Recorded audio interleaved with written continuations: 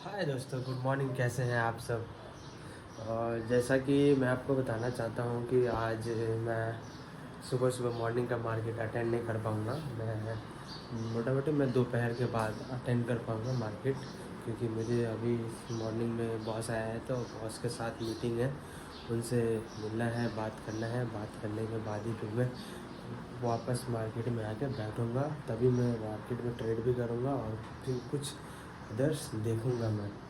और जैसा कि पता है कि कल मैंने जब ट्रेड लिया था, तो कल ट्रेड लेने के बाद मेरा तो स्टॉप लॉस हिट हुआ था, पर मेरा उसमें टारगेट भी मिल रहा था। मोटा मोटी मेरे को 10 पॉइंट चाहिए था, जिसमें से मेरे को 7 पॉइंट मिल रहा था। मैं 10 पॉइंट के लिए बैठा हुआ था उस ट्रेड में।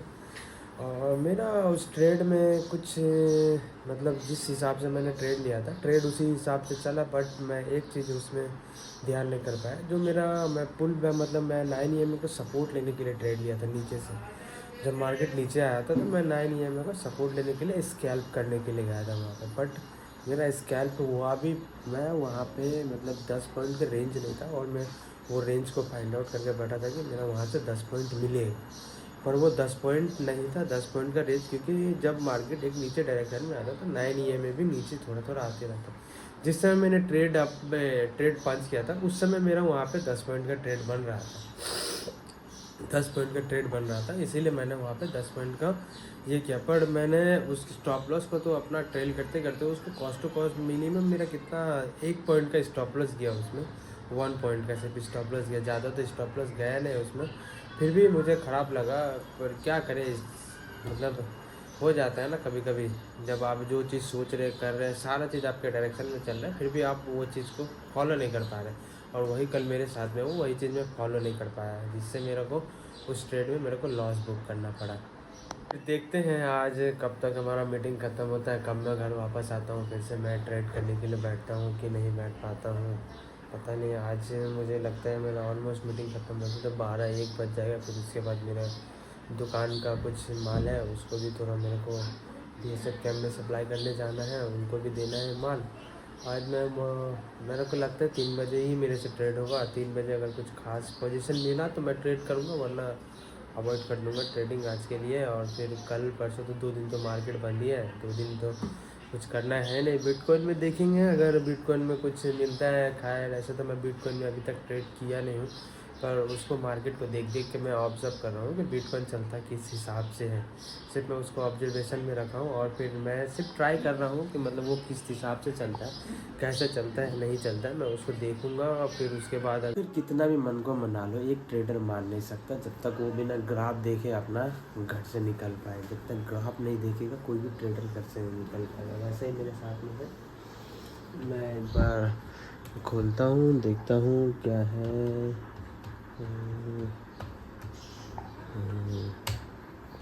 खुल जा सिम सिम।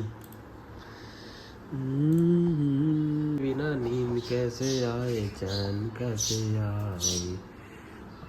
कल तो भाई मार्केट में अच्छा खासा गिरावट आ गया था। जहाँ पे मैंने पोजीशन बनाया था वहाँ से ऑलमोस्ट गिरा ही, क्योंकि वहाँ पे OI बहुत ज़्यादा हैवी था। OI बहुत ज़्यादा बिल्डअप था, और मैं चाहता था कि उसके ऊपर अगर क्लोजिंग देता तो मार्केट एक अप साइड में बहुत भयानक मूव देता है। ऐसा कि जैसे मतलब समझ लो कि 10 रुपये का प्रीमियम 200 हो गया, ऐसा मूव देता है। क्योंकि वहाँ पे इतना ज़्यादा वॉल्यूम बढ़ा हुआ था, इतना ज़्यादा कि पूछो ही मत।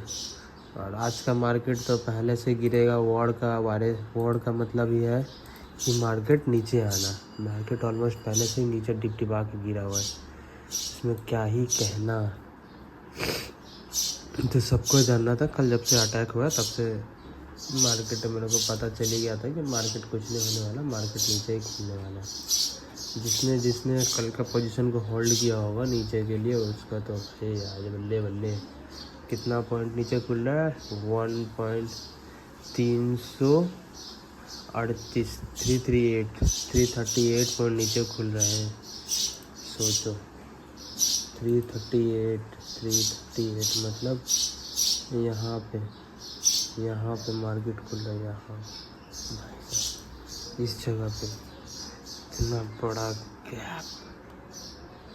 यहाँ पे भी एक सपोर्ट एरिया है, अगर इसको कंसीडर करता है मार्केट तो फिर कुछ मज़ा आ सकता है। यहाँ पे ये जोन है। यहाँ से हो सके तो आगे अगर सस्टेन किया तो ठीक, वरना फिर खेला ख़त्म, टाटा बाय बाय हो जाएगा। क्योंकि 2 बार यहाँ से मार्केट लेके गया है, तो आज भी इसको रिस्पेक्ट एटलीस्ट करना चाहिए, एक बार तो करना चाहिए रिस्पेक्ट। उसके बाद देखते क्या होता है। देखिए आप लोग जिस हिसाब से लगे उस हिसाब से ट्रेड करेंगे, मिलेंगे, फिर उसके बाद आगे बढ़ेंगे। तो गाइस फाइनली मैं अभी हॉस्पिटल में आया था अपना आइस चेकअप करवाने के लिए, और यहाँ पे बैठा मैंने ट्रेड लिया था, जिसमें अभी मुझे कुछ छोटा मोटा क्वांटिटी में बाई किया था, जिसमें मेरा अभी 1600 का ऐसे समथिंग प्रॉफिट हुआ। 1600 देखता हूँ। अभी तो मार्केट में है कुछ कोटेशन वगैरह, अगर कुछ दिखता है अच्छा तो फिर मैं और उठाता हूँ। ये तो छोटा, ये मॉर्निंग में लिया था, ये अभी ट्रेड किया था, तो जिसमें मुझे ये 1413 रुपये का प्रॉफिट मिला, मैंने बुक किया। मैं अभी क्लिनिक में हूँ, क्लिनिक देखता हूँ, आइस चेकअप करवाता हूँ, फिर घर जाता हूँ तो आपको फिर से अपडेट करता हूँ। दोस्तों फिर अब सारा चीज़ तो आप लोग के साथ शेयर कर चुका हूँ। अब फिर देखता हूँ, कल तो मार्केट बंद है, परसों भी बंद है, 2 दिन हमारा मार्केट बंद है। अभी 2 दिन तो शायद ब्लॉग नहीं बना पाऊँगा, तीसरे दिन फिर मंडे को मैं आऊँगा। हो सके तो कल अगर कुछ मैं घूमने फिरने जाता हूँ तो फिर मैं उसका वीडियो वगैरह बना के मैं डालूँगा। अगर आप लोग को अच्छा लगे तो बोलिएगा कि मैं फिर से अगर चाहूँ तो फिर नया बाहर का चीज़ जो मैं यहाँ वहाँ इधर उधर घूमता फिरता हूँ, सब चीज़ करता हूँ, वो भी चीज़ आप लोग के साथ शेयर करूँगा। तब तक के लिए चलिए मिलते हैं फिर अगले ब्लॉग में। तब तक के लिए bye bye, tata, see you soon.